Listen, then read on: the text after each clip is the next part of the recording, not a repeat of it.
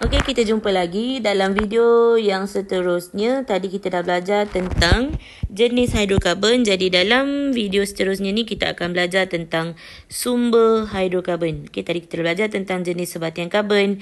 Yang ini adalah sumber hidrokarbon. Okey, so kita tahu hidrokarbon tadi mengandungi hidrogen dan karbon. Okey, unsur yang mengandungi hidrogen dan karbon sahaja. Okey, jadi hidrokarbon ni sangat penting sebenarnya dalam kehidupan harian kita untuk membantu hidup kita menjadi lebih selesa dan banyaklah dalam industri kita. Okey, jadi sumber utama hidrokarbon adalah petroleum ataupun minyak mentah. Okey, petroleum terdiri atau terbentuk daripada hasil perebutan tumbuhan dan juga haiwan yang telah mati di dasar laut berjuta-juta tahun. Okey, bukannya 2-3 tahun dia dah boleh jadi petroleum. Dah berjuta-juta tahun baru dia bertukar menjadi petroleum. Okey, mungkin yang mati tu dinosaur ke apa kan. Okey, dan petroleum ni kalau dekat Malaysia, okey, petroleum kat Malaysia ni plantanya banyak di Terengganu. Kemudian kita ada di pesisiran pantai di Sarawak. Okey, dan juga ada sikit di Sabah. Okey, dan juga di Labuan. Okey, tapi paling banyak di Terengganu lah. Dan juga Sarawak. Okey, petroleum ni adalah campuran hidrokarbon sama ada yang ringkas ataupun yang berantai panjang. Okay, so sumber utama dia adalah petroleum. Tapi daripada petroleum ni kita kena proses untuk dapatkan banyak lagi molekul-molekul yang berantai pendek. Sebab dia banyak yang berantai panjang. Dia ada campur-campur. Jadi petroleum perlu diasingkan kepada pecahannya sebelum dapat digunakan melalui proses penapisan. So dalam proses penapisan petroleum kita ada dua jenis proses. Yang pertama adalah penyulingan berperingkat dan juga yang kedua adalah peretakan. Okey, untuk silibus sebelum ni tak ada. Okey, ni silibus zaman saya belajar dulu memang ada waktu saya SPM, cerita tentang penyulingan berperingkat dan peretakan. Okey, sama macam siri homolog Al-Kuna. Okey, dulu tak ada tapi sekarang dia dah tambah balik. Okey, jadi penyulingan berperingkat, pecahan hidrokarbon dalam petroleum diasing pada suhu berlainan mengikut saiz hidrokarbon. Okey, itu contoh yang pertama. Yang kedua, kalau kita gunakan peretakan, peretakan ni hidrokarbon berantai panjang dipecahkan kepada molekul yang lebih kecil pada suhu tinggi dan bermangkin. Okey, dia bezalah. Yang atas ni kita asingkan mengikut suhu berlainan. Yang bawah ni kita panaskan pada suhu tinggi dan bermangkin. So kita dapat pecahkan molekul berantai panjang kepada molekul yang berantai pendek. Okey, so hidrokarbon tadi adalah sebatian kovalen. Jadi kita ingat balik tingkatan 4 dulu. Sebatian kovalen terikat oleh ikatan kovalen ataupun daya tarikan van der Waals. Okey, antara molekul. Okey, jadi semakin besar saiz molekul tu, semakin kuat daya tarikan antara molekul. So bila daya tarikannya kuat, lebih banyak tenaga haba perlu digunakan atau perlu diserap untuk memutuskan ikatan yang kuat. Jadi takat didih hidrokarbon akan bertambah. Okey, so dia kata kat sini takat didih hidrokarbon bertambah apabila saiz molekul hidrokarbon bertambah. Kerana semakin banyak tenaga haba diperlukan untuk mengatasi daya tarikan tersebut. Okey, jadi daripada pengetahuan ini barulah kita dapat nak asingkan petroleum tadi mengikut saiz molekul yang lebih kecil. Okey, bergantung kepada takat didih dia lah. Jadi yang pertama kita tengok penyulingan berperingkat. Semasa proses penyulingan berperingkat, petroleum dipanaskan dan dialihkan ke menara penyulingan. Okey, nanti saya tunjuk gambar rajah dia. Pecahan petroleum dapat diasingkan kerana setiap pecahan hidrokarbon mempunyai takat didih sendiri. Okey, molekul yang berlainan, strukturnya berlainan, maka takat didihnya berlainan lah.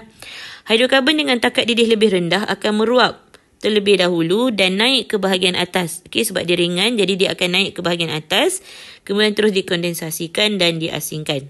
Manakala hidrokarbon takat didihnya tinggi, maksudnya molekul dia besar, akan terkumpul di bahagian bawah menara dan dikondensasikan sebagai cecair. So dia lambat sikit nak terkondensasi sebab molekulnya besar. Okey, takat didihnya tinggi.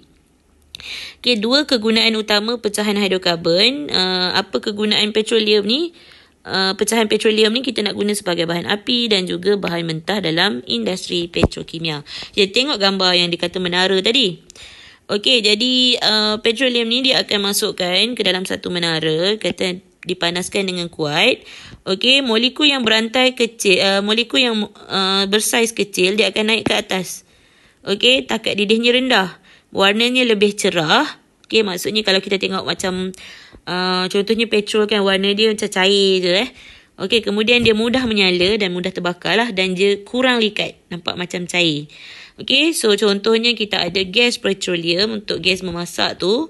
Okey, dalam tong gas dekat dapur rumah awak tu, kalau awak goncang nampak macam cair kan, tapi dia akan mudah meruap sebab takat didihnya yang rendah. Okey, so bila kita gunakan dia wujud sebagai gas lah, tapi sebenarnya dalam tong gas tu kita dah kompres, tekanan tinggi, so dia berada dalam keadaan cair dalam tu. Kemudian hasil kedua dia petrol, dan seterusnya adalah nafta. Okay, bahan mentah bagi industri petrokimia. So nanti awak google sendirilah apa itu nafta. Okay, dan juga kerosin. Kerosin ni adalah bahan api bagi kapal terbang. Okay, petrol bahan api kenderaan yang biasa kita gunakan di Malaysia. Alright, kemudian untuk molekul berantai besar, molekul bersaiz besar, dia akan berada di bawah.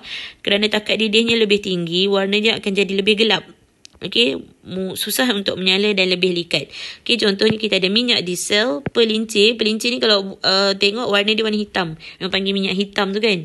So warna dia lebih gelap dan dia likat. Okey, kalau tadi cair dan juga cerah warna dia. Okey, untuk yang molekul takat didih rendah. Tapi untuk pelincir ni, untuk pelincir contohnya untuk molekul berantai besar, molekul besar ni, okey, dia warnanya lebih gelap dan likat. Susah sikit untuk menyala. Okey, dan bahan api untuk kapal dan kuasa, dan juga bitumin. Bitumin ni warna hitam digunakan untuk menyurap jalan raya. Okey, jalan raya yang awak yang warna hitam tu. Okey, so kita dah belajar pada tajuk haba pembakaran. Nilai bahan api diesel lebih rendah berbanding petrol. Okey, nampak diesel sukar sedikit untuk terbakar.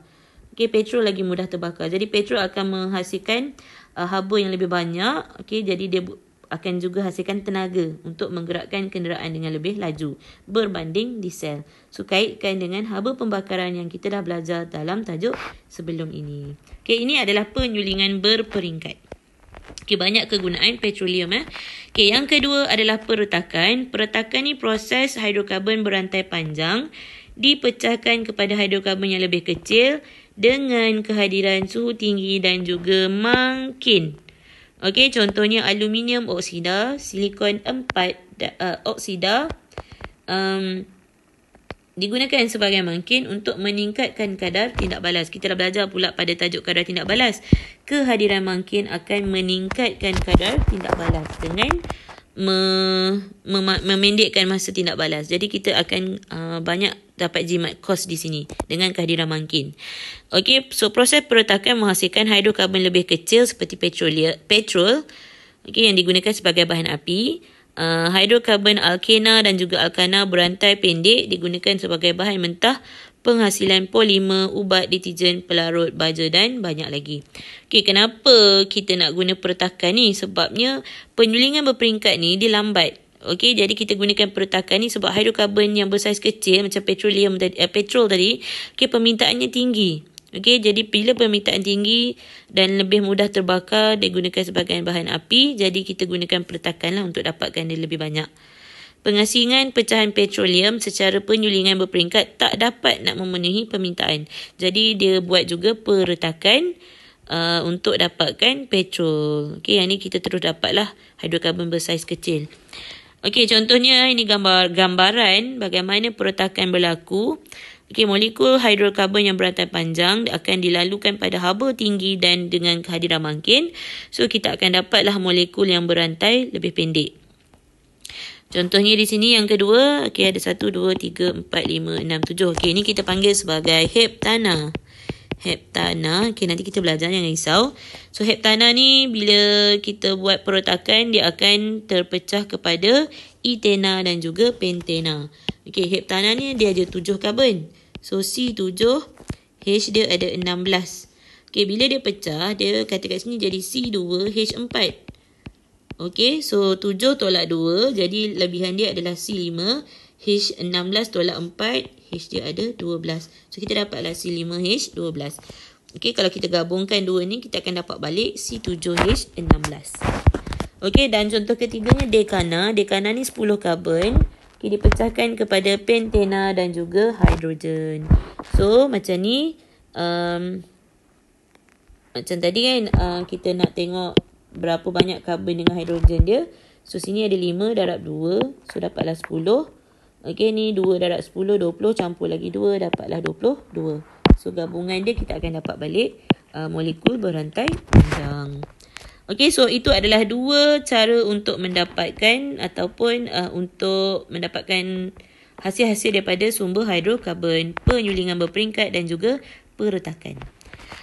Okey, tapi hidrokarbon daripada petroleum ni sebenarnya tak boleh bertahan lama. Kita punya sumber petroleum bukannya makin lama makin banyak, makin lama makin berkurang. Jadi kita katakan sumber petroleum kita tu adalah sumber hidrokarbon yang tidak boleh diperbaharui. Nak ambil masa berjuta-juta tahun baru dapat petroleum kan. Jadi itu adalah sumber hidrokarbon yang tak dapat diperbaharui. Jadi saintis sekarang telah mula untuk mendapatkan sumber baharu, yang kita panggil sebagai sumber alternatif bagi hidrokarbon. So merujuk kepada sumber tenaga selain daripada bahan api fosil ataupun petroleum tadi. Sebab itu tak dapat diperbaharui, jadi saintis beralih kepada sumber alternatif. So sumber alternatif ni adalah sumber yang boleh diperbaharui dan dihasilkan daripada proses kimia. Pernah dengar biogesim? Biogesim ni kita proses daripada sumber-sumber semula jadi, untuk menghasilkan bahan api. Contohnya kita boleh dapat diesel, tapi biodiesel lah, maksudnya daripada tindakan ada biologi di situ, antara tumbuhan dan juga haiwan lah. Kemudian kita boleh dapatkan bioethanol dan juga biogas. Ini adalah bahan api untuk menggantikan sumber daripada petroleum tadi. Kita panggil sebagai sumber alternatif, biogesim. Biogesim ni biasanya bahannya organik, tumbuhan ataupun haiwan, mengandungi tenaga yang tersimpan daripada matahari. Macam tumbuhan melakukan fotosintesis menggunakan tenaga matahari kan, dengan cahaya matahari. Jadi tumbuhan ni sebenarnya ada tenaga yang tersimpan daripada matahari. Dan bila tumbuhan itu mati, kita proses dia, kita boleh dapatkan tenaga. So tu yang kita ubah kepada biodiesel, etanol dan juga gas. Kalau di Malaysia dah mula untuk buat biogesim menggunakan kelapa sawit. Malaysia ni banyak kelapa sawit. Jadi bila kelapa sawit ni dah tua, dia akan ditebang dan hasil pokok yang dah lama, dah tua ni, dia akan simpan dalam satu tempat. Kita panggil macam untuk pereputan dia. Pereputan suatu bahan organik ni dia akan membebaskan gas metana. So gas metana ni adalah gas yang untuk kita gunakan untuk memasak. Gas yang boleh menghasilkan tenaga untuk menggerakkan kenderaan juga. Jadi gas metana yang terhasil ni akan dialihkan ke dalam satu tangki dan dikumpul lah. Itu contohnya. So bioethanol daripada penampaian. Kalau dekat negara Brazil, dia gunakan minyak kenderaan dia ada yang digunakan daripada etanol. Sebab dekat sana banyak ladang tebu. Dia buat penampaian daripada tebu ni. Tebu kan ada karbohidrat. Dia hasilkan etanol untuk bahan api kenderaannya. Tapi sebenarnya bioetanol ni mahal lah. Tapi macam negara yang mempunyai ladang yang besar tu, dia tak ada masalah. So ini adalah sumber-sumber hidrokarbon. Kita dah belajar sumber hidrokarbon dan sumber alternatif hidrokarbon. Jadi saya berhenti dulu setakat itu.